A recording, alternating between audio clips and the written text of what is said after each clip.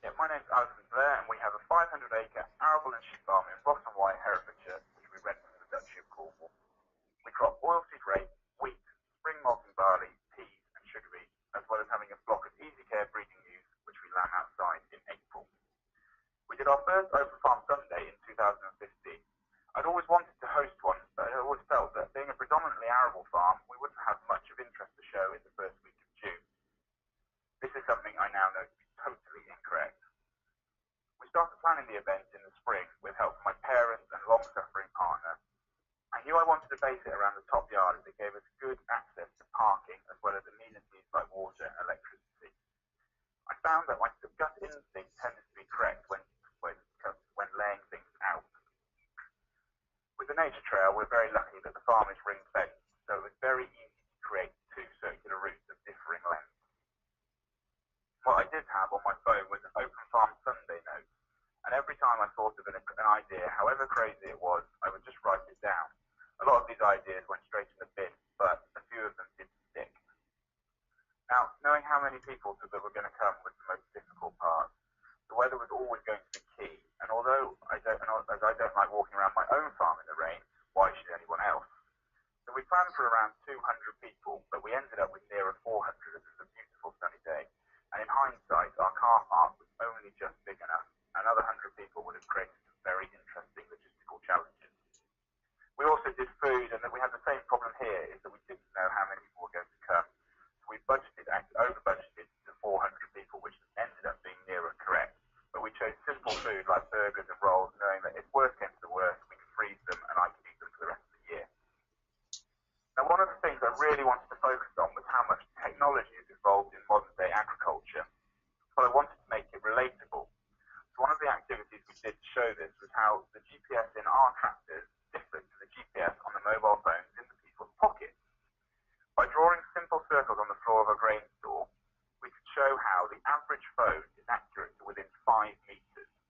Yet, the RTK GPS on our tractor was accurate to 2.5 centimeters.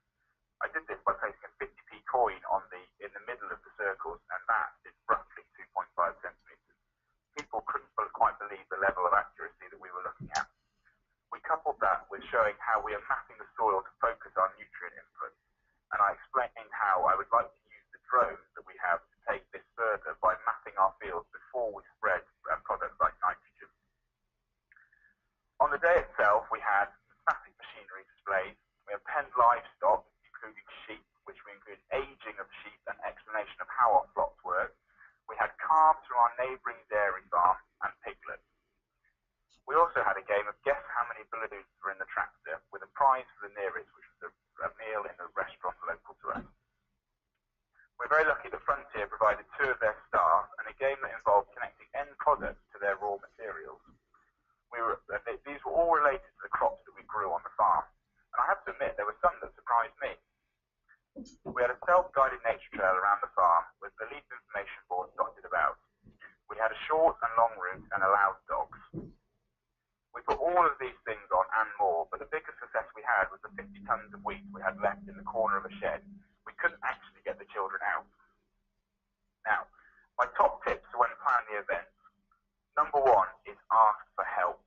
You can't do this on your own, so don't try.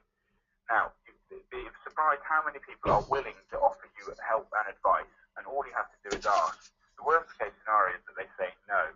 We asked neighbours, friends, local contractors, and also local companies to help out, and 99% of them were very willing to do so. Don't be afraid to dumb down explanations. I'm not saying that the public are sick, but what I am saying is what we see as our everyday lives is often a foreign language to many. Using agricultural jargon without explaining it will leave people baffled, and that's not what we're trying to achieve. What I found is actually the adults and parents learn as much, if not more, than the children. Make sure you have helpers who are enthusiastic and willing to engage. I found that people are very happy to walk around the farm with their heads down, not communicating, and it's nothing to do with them being rude. I find that they think it's just that they are shy. If you engage with them, they open up instantly and always want to know and always ask more. Be prepared to have more people than you expect. As I said earlier, we only expected 200 and had nearly double that. We tend to be quite pessimistic one of our biggest weak points. But when you have things like car parking and food and toilets and amenities to sort out, always overestimate. Give yourself plenty of time to get things organised. I started organising in the spring, yet still seem to have a manic rush on the Saturday before Open Farm Sunday. You can't have enough time, and I know that with a farm, it